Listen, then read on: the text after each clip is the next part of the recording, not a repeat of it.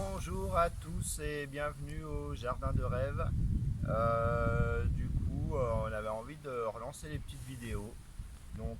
Aujourd'hui, on est dimanche 20 mars, me semble-t-il. On voulait vous présenter la culture de l'épinard, qui est une culture bien particulière. L'épinard, c'est compliqué d'avoir de très beaux épinards. Et on va essayer de voir un peu pourquoi et quelles sont les petites astuces pour avoir des gros épinards.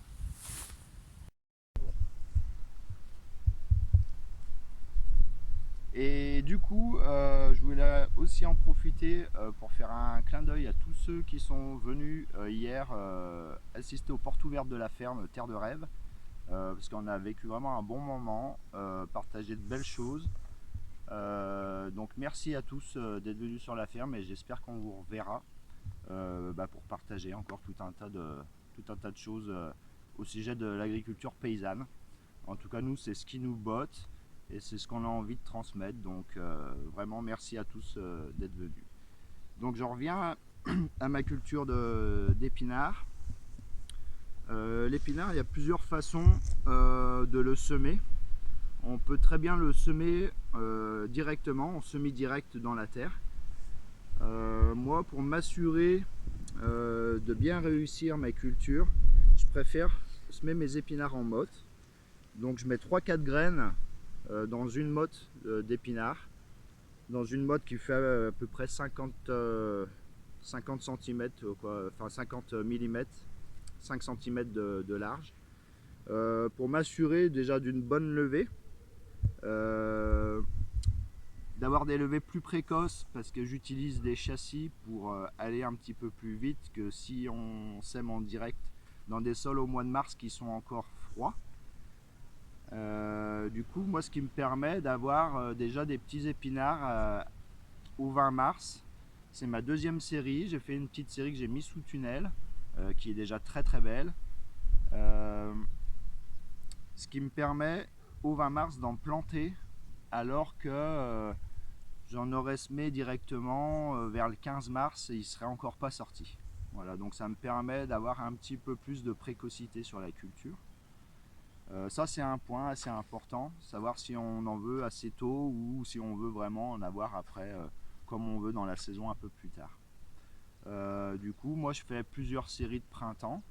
Je vais en planter jusqu'au 15 avril et après c'est terminé. Trop chaud, il monte plus vite et on en profite moins. Voilà, donc je le plante une fois que je l'ai semé. Je le plante vraiment au premier stade.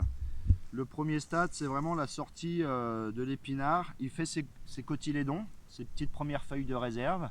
Et une fois qu'il y a les toutes premières feuilles qui arrivent, et bien là, on se dépêche de le planter. Pourquoi? Parce que l'épinard commence à faire sa racine dessous et il est très très gourmand. Et s'il ne trouve pas à manger très rapidement, ça déstabilise tout son cycle dès le départ et vous risquez d'avoir un épinard qui ne se développe pas et qui jaunit très rapidement.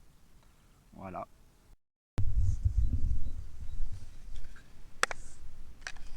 Donc dès que l'épinard sort, au premier stade, on le plante vite.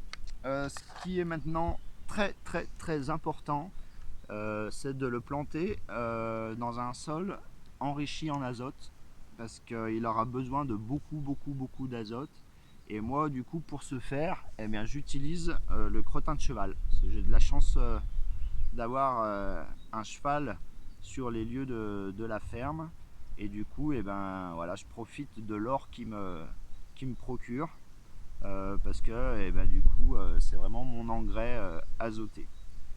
Je le répartis sur la surface et je gratte seulement en surface. Il s'enfouit ou il s'enfouit pas, c'est pas très grave. Une pluie va le faire travailler, le lessiver. Je le mets un petit peu, un petit peu cassé par dessus et ça suffira. Voilà, ça va permettre qu'il se libère plus facilement avec les pluies si jamais il pleut ou avec l'arrosage si besoin. Voilà, donc très important, très important, très riche en azote L'épinard est très gourmand, on n'insistera jamais assez, c'est la clé de la réussite pour cette culture.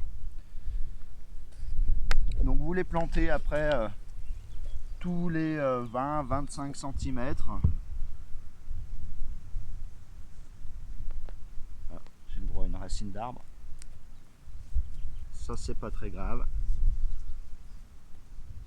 20-25 cm et puis sur des lignes régulières quoi. Donc voilà, moi j'ai choisi du coup de découvrir mon sol, hein. Je travaille normalement en sol vivant, je travaille en sol vivant, mais à cette époque c'est vrai que mes premières cultures de printemps, je préfère retirer le paillage pour permettre au sol de se réchauffer plus vite et pour que la culture démarre aussi plus vite du coup.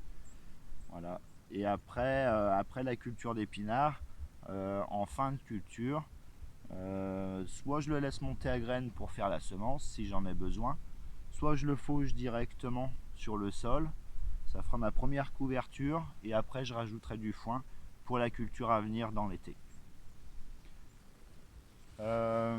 Voilà pour la culture d'épinards, donc qui se récolte si on le plante maintenant et qui se développe bien, logiquement courant mai, on devrait récolter des belles feuilles mai-juin, et puis après il va faire son cycle de montaison pour se reproduire.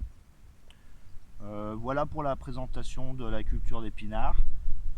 Si j'ai oublié certaines choses, n'hésitez pas à nous poser des questions, soit directement, soit par les réseaux.